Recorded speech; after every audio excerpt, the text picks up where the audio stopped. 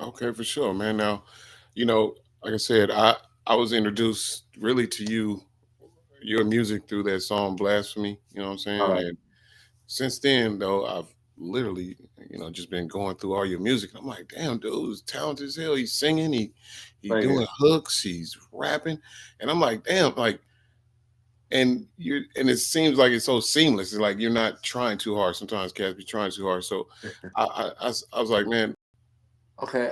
Yeah. I was born in Michigan, but my mom like left my dad like when I was like 6 months, moved to Florida, and then like they got back together. So I was raised in Florida pretty much my whole well, not pretty much my whole life. I was raised in Florida.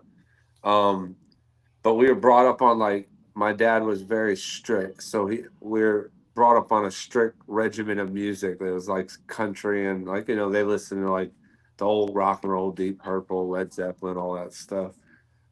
Which I didn't mind it. I actually I did love like my I still love my '90s country, but there wasn't a lot of like hip hop or none of that introduced until my dad was out of the picture, and the yeah, house the trailer we was living in pretty much grew up in. yeah, man. That's dope, man. That's dope. So when did you kind of like first put your first music out to people, like where everybody was like, yeah, let me just put this out and see what kind of reaction I get to it. I want to say it's 2003. And it's either 2003, 2004. But I know I was recording a little bit prior to that. I just wouldn't put it out because I was super like self conscious about this shit, and I probably sucked.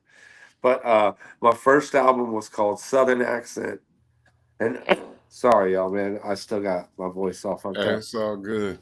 Uh, 2003, my first album was called Southern Accent. I put out, and like it wasn't great or nothing like that. But being I was in the local area I was from, it made its rounds pretty quick because it was like unheard of at the time. There wasn't a lot of bedroom studios like there are now. Like everyone's a rapper, Yeah, but and it just surprisingly got was well received, and I at the time I was already working on a second, and then my third came. By this point I was moving to local shows and stuff, and like surprisingly it caught on pretty quick for me locally, you know what I mean?